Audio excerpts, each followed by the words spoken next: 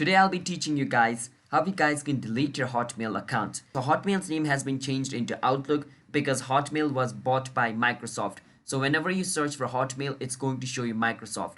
So don't get confused, alright? So I'm going to go into my Hotmail, or in another word, Outlook account first.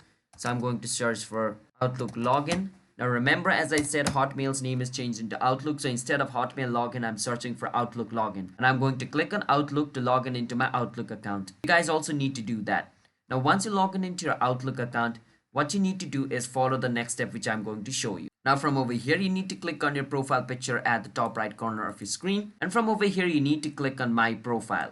Once you click on My Profile, it's going to take you over here. And over here, make sure you're on the Your Info section.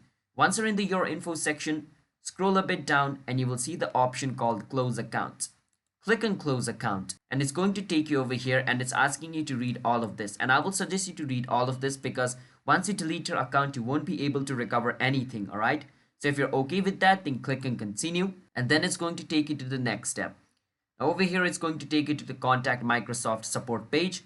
Over here, what you need to do is scroll a bit down and click on where it says Continue with closing your account.